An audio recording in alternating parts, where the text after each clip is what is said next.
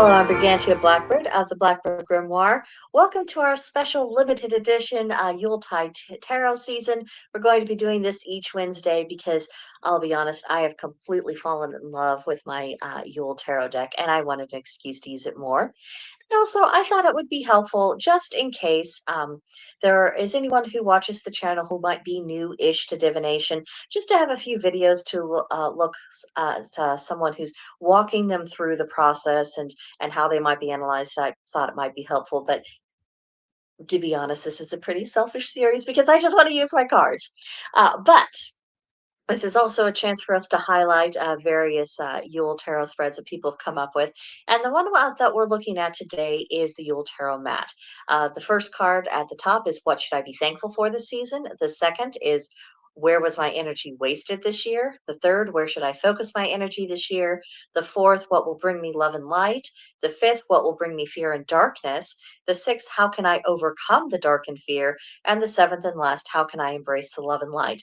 And you see, I have smaller versions that you probably can't see too well of the cards that I pulled for this. And I just did the reading for myself. Usually for the daily forecast videos, I'm just when I pull out the cards for that, it's just what do all of us need to know? What energy is lurking in the air? This one, I decided to be a little bit more personal with it because, I don't mind opening a vein for you guys every once in a while. But also, I thought it might be more helpful just to walk through the process. That way, if you use this yourself, you can fearlessly do the same. So, let us begin with that first card. What should I be thankful for this season? For this, I pulled the King of Gifts. Now, kings represent stoicism, stability, authority, and being established. And we look at him, he's very grounded. He's absolutely conveying that idea. He's just very solid, masculine guy. And then the suit of gifts that relates to the suit of pentacles and coins and the earth element. And the keywords for the card are reliable, supporting, and enterprising. And there's something about the way he's holding that gift that just exudes the reliability.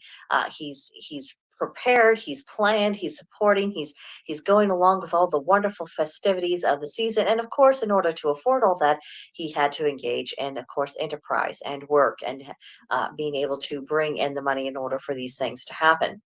So when I think about that in the context of my own life, the first thing that pops into my head is husband unit, because he is the one who's going out and making the money. He is the breadwinner. He is reliable. He is very supportive of me, and of course, he has his own ambitions, and he always has from the time that I met him. And even though he has not been able to attain everything that he has wanted as quickly as he would have liked, he has never lost sight of his goals. He has never lost his hunger to go out and accomplish them. So they do still get steadily worked upon. And so having being thankful for having him in my life, that's huge in my brain. And of course also with court cards, you always got to be open to the possibility that it is representing someone who's literally in your life. And if someone immediately springs to mind when you have a court card comes up, it probably is related to that person. Trust your intuition.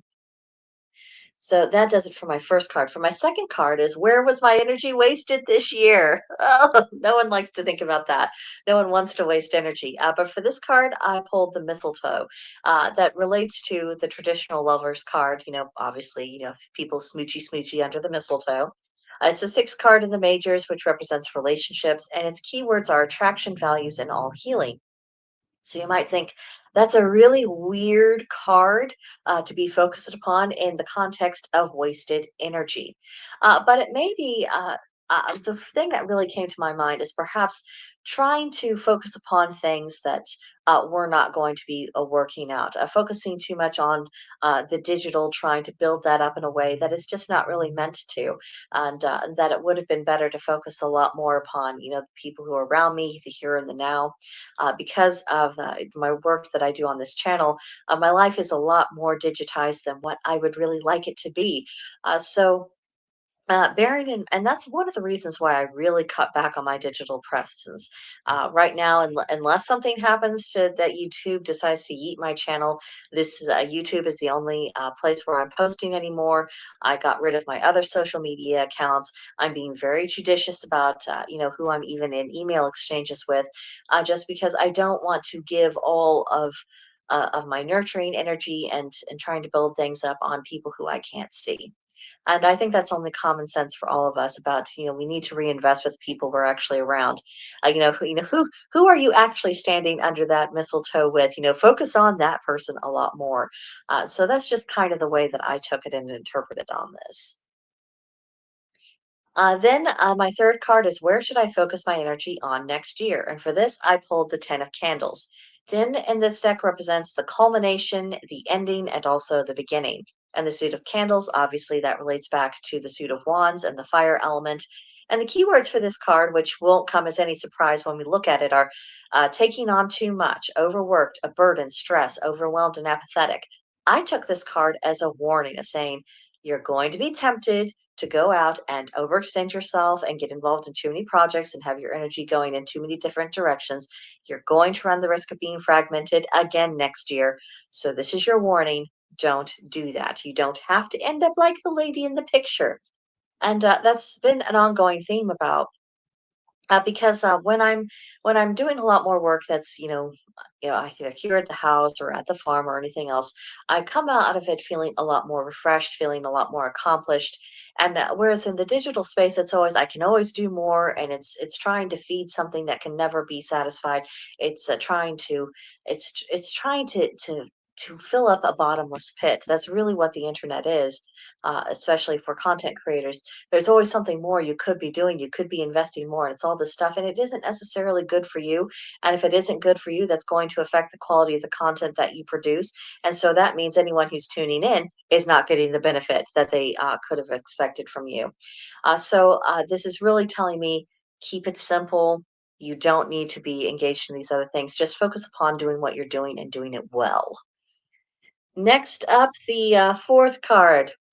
What will bring me love and light? For this, I pulled the card of justice.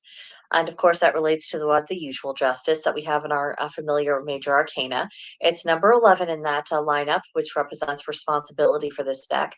And the keywords are cause and effect, retribution, what goes around comes around.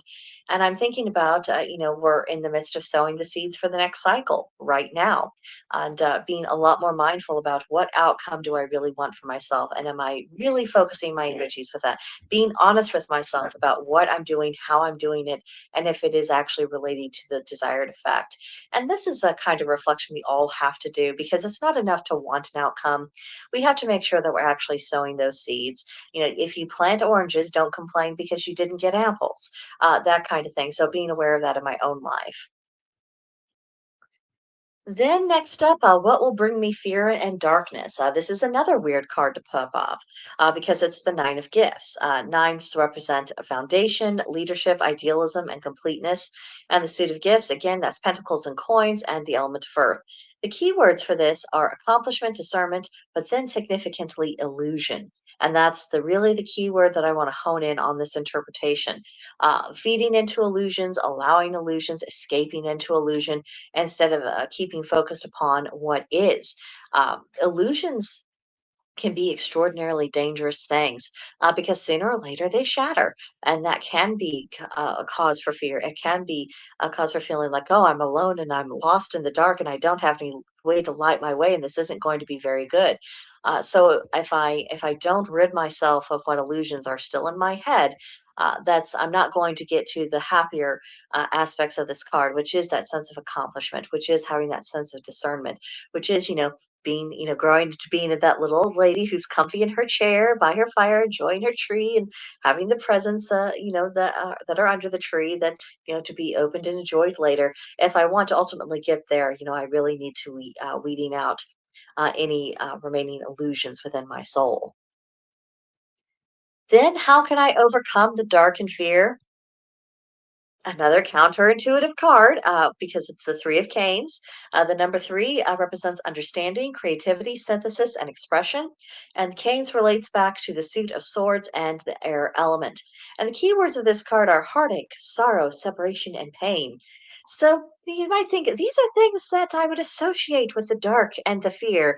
How is it just related to overcoming any of that? And I think this relates back to allowing the grieving process to take place. We've had a traumatic few years. It's been a lot. And I personally, just because of my own past ways of dealing with pain and trauma and my personality types difficulty with properly processing emotion in a sensible fashion. A lot of my coping skills were really just suppression skills.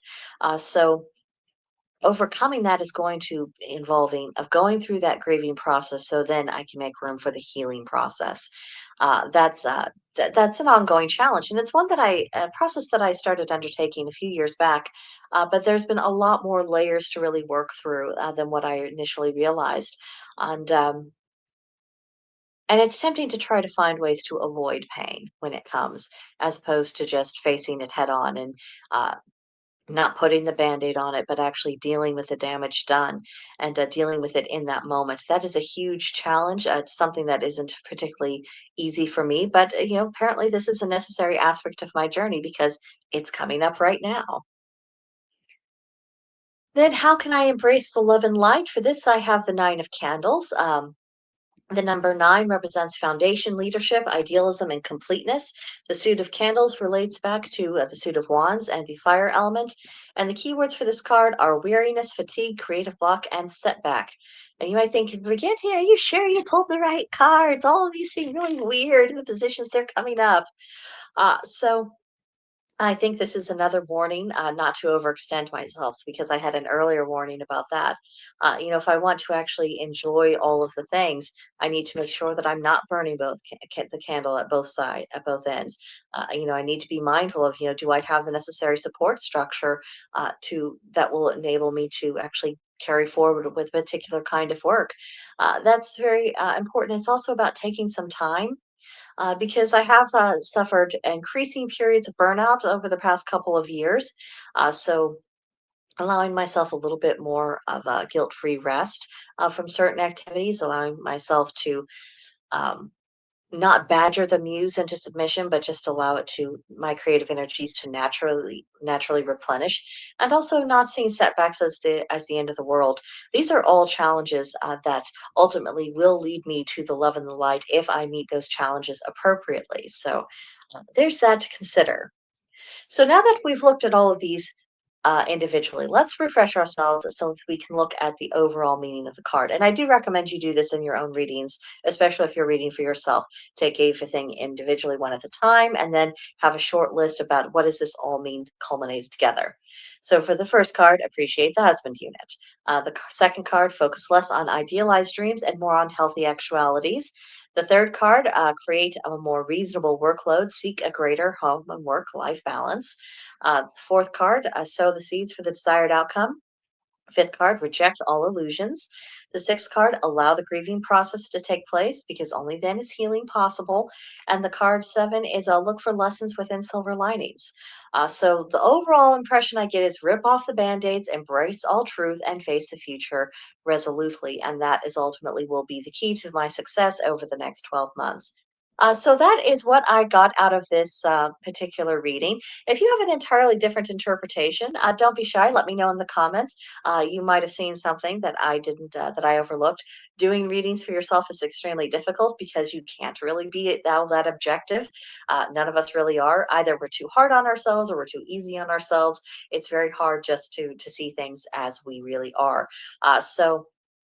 Don't be shy. Let me know what thoughts you had. Let me know if you choose to use this spread for yourself, and if it yielded any useful insights for you. Just anything else that your little heart might desire to type about in the comments.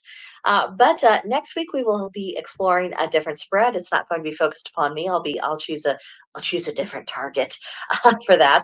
But I hope you'll come back for that, and I'll see you guys then.